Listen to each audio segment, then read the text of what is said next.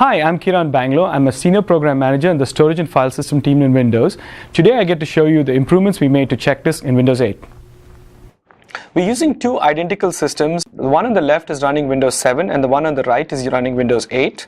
We're going to create a file using an internal tool to corrupt it, and then this internal tool will apply a metadata corruption. It's sort of a typical corruption you would see if your disk was going bad and a few bits flipped on you, and that happened to be in a metadata of a file. Then we'll try to access the file using Notepad, and you will see that the file is corrupted, and then we'll go through the flow. So first, let's go ahead and corrupt that file. Access it using Notepad. You can see that the file is corrupted. Now at this point in Windows 7, you would sometimes get notified, like you can see that the Notepad is telling you that to run CheckDisk, or in Windows 8, we would wait till the next maintenance hour, but if you go to the Action Center, you can see that you can scan the file system for errors. And this scan from the Action Center will allow you to run online while you use your system. And when the scan is complete, you'll be prompted for further action. In some cases, we'll be able to fix issues online without having to take the volume offline at all or reboot the system. But in this case, we'll have to actually go through and restart the system and apply the fixes. So I'm going to go ahead and restart the system in Windows 8. Similarly, we'll do the same thing in Windows 7.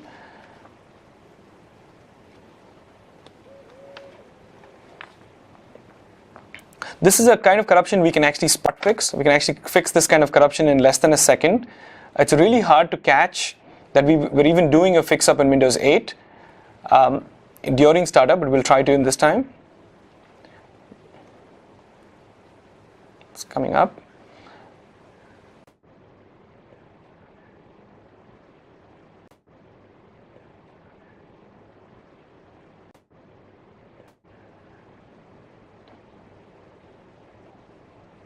You can see that Windows 8 is up, fixed up the corruption, back up and alive, while Windows 7 is still running through and trying to fix the corruption.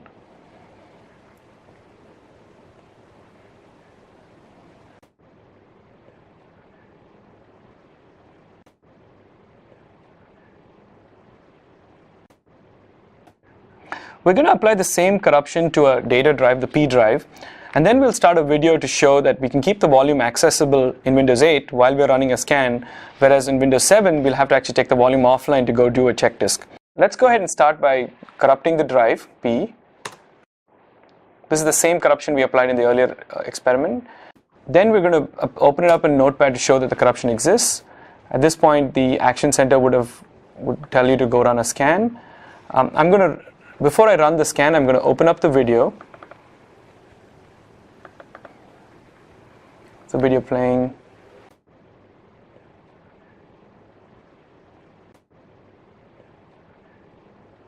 And in Windows 8, I can actually do an online scan, keeping the volume available, but in Windows 7, I'll have to run a full check disk. So here I'm running the scan, so basically at this point, Windows is running check disk. And you can see in Windows 7, the video had to go offline because Windows 7 requires us to actually take the volume offline to do the scan. Once this is done, I can do a spot fix in Windows 8, a simple spot fix. For this, I have to take the volume offline, but very briefly, it's done. It took about a little over a second for us to go through and fix that volume and come back online. We'll go ahead and restart the videos to show that the volumes came back online and are healthy.